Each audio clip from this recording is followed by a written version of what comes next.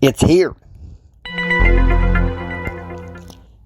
It's here, deep in the heart of America, somewhere in a nondescript parsonage.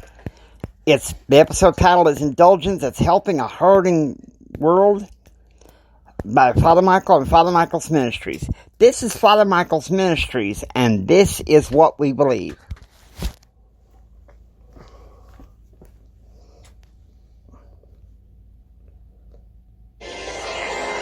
I arise today through the strength of Christ's birth with his baptism, through the strength of his crucifixion with his burial, through the strength of his resurrection with his ascension, through the strength of his descent for the judgment of doom.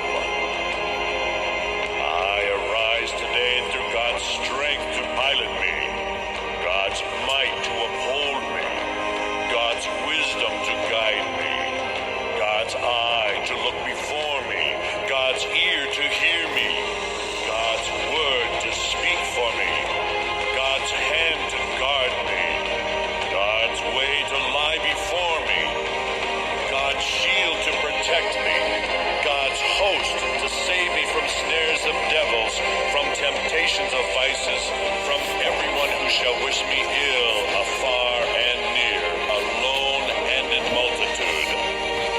I arise today through a mighty strength, the invocation of the Trinity, through belief in the threeness, through confession of the oneness of the Creator of creation.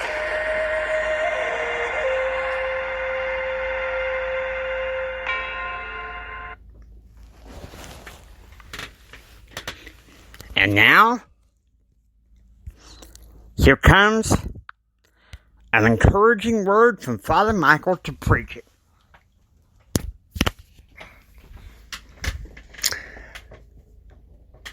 Hello, good people. I can start off today with speaking about indulgences and what we've got coming up in during the next week in the state of Texas, to whereas people can get together to 100% capacity wherever it may be.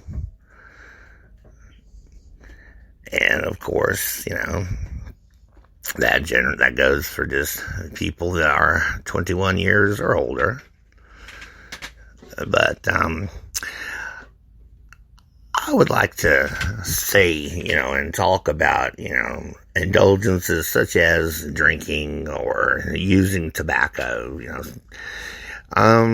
basically, the belief of me and my ministry is that there are times that I have said in before episodes, to whereas in many churches that sometimes people get together, perhaps on a Tuesday night, they have a glass of wine and maybe two, but usually not, and it's just cheese on a cracker, things like that. It's just it's a social.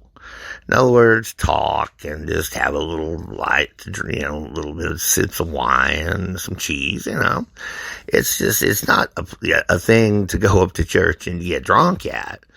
It's a social thing. And people don't have to drink wine if they don't want to. They can drink grape juice or, whatever else they just might want to drink, some kind of a soda water or something. But things in, the state of Texas and other states are fixing, to be let loose next week, next Wednesday. People can get out and go to the restaurants and the clubs and the bars and all this stuff. Well, I'm just asking, you people, you all to do, when you're able to do all this, and beforehand either, I understand sometimes that people just start out, saying, well, okay, I'm just going to drink one or two, after that, I'll stop and I'll space them out, or, you keep, telling yourself that, and the next thing you know, you're at a bar, and for the next 2 hours, long neck beers or a wine cooler is 50 cents. Uh-oh.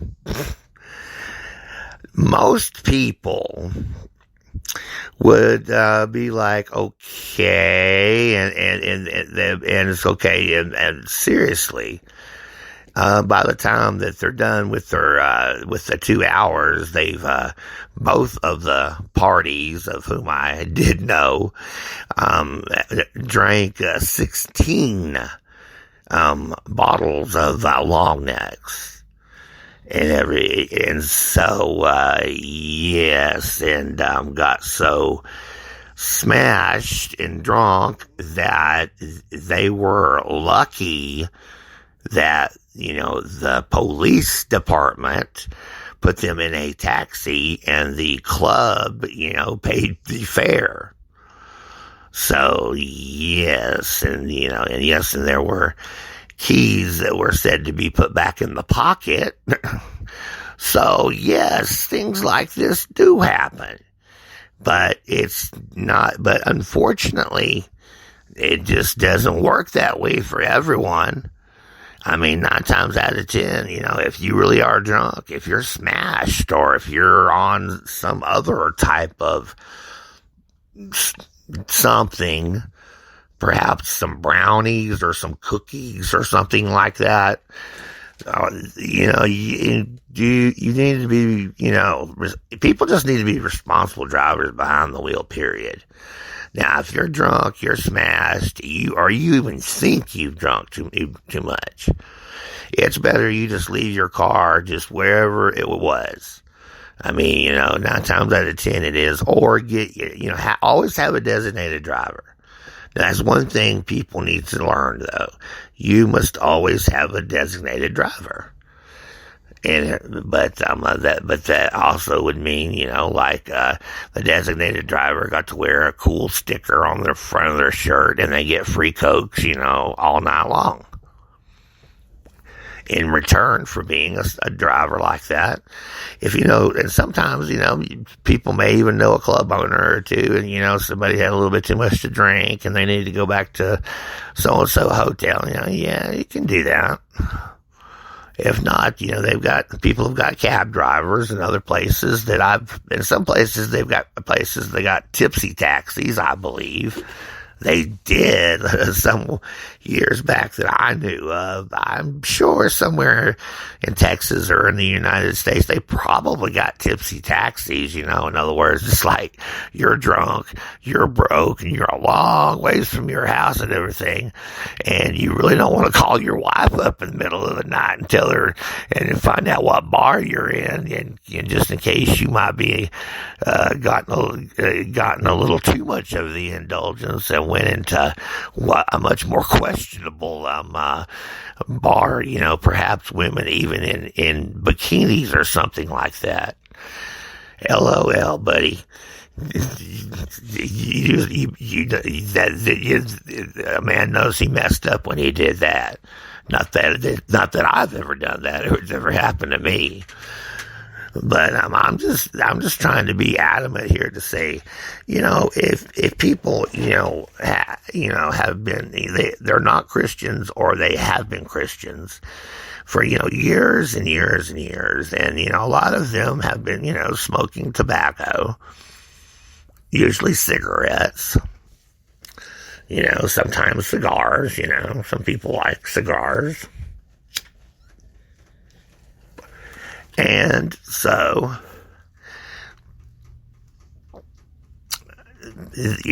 people do that, and is it good for you? No. Science says no, it will kill you pretty much. It's bad for you. Alcohol's the same way. You can die of alcohol poisoning too. Don't forget about that. You can die from alcohol poisoning really fast, and it's a bad experience. But it's, but you know, it's, but the subject that I was talking really actually about the tobacco was this. In some churches, they frown, very badly upon tobacco. And, that person, might want to join this, one of these churches or something. But these people are real staunch upon, not, people not partaking of any tobacco product. And these persons have been, doing this for over 20 years. And so they can't join these churches. Now, under my ministries and stuff like that, of course I say scientifically speaking, tobacco is bad. It'll just give you all kinds of cancer. And that's just pretty much what it does.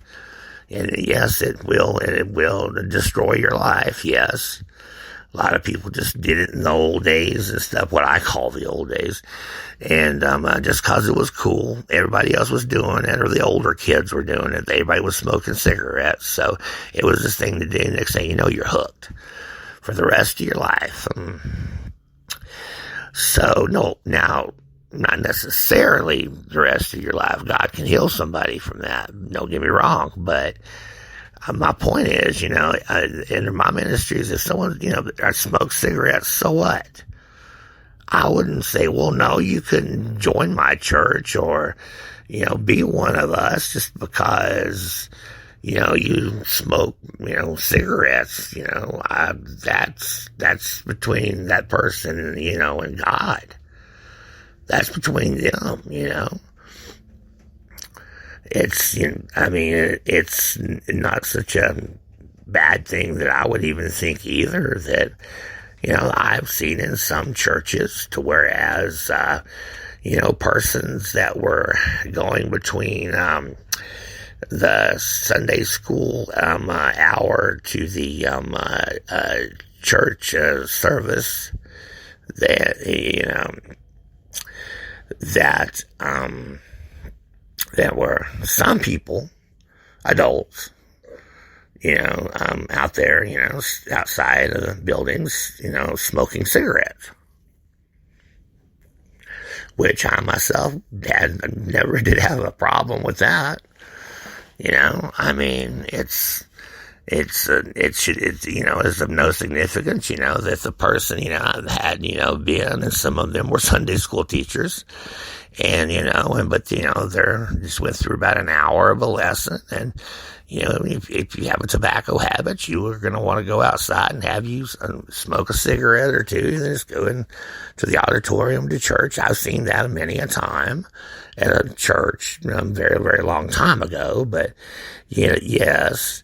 So, it's, in other words, my ministry is kind of like alcohol and tobacco friendly. Anything other at this point, I have nothing to say about it until, there's a little more of a foundation. You can't start, you can't build you a house until you build a foundation. So that would be what I would be doing, would be, trying to build the house before the foundation. So now the foundation has to be made first in the United States before anything else will be said. Now, that I will say that, anyone under the influence of anything that's impairing them bad enough, they really should have a designated driver to whereas that person is not, doing that, because, it's really sad, people who die in drunk driving accidents and the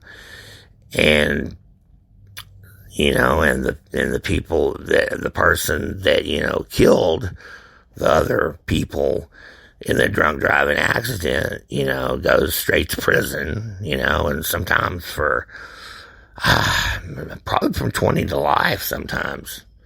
So that's why I'm rather adamant to say, look, if you're under the influence of alcohol or something like that, don't drive. You get pulled over, you're going to get a DUI. If you're lucky, you'd get 10 years of probation.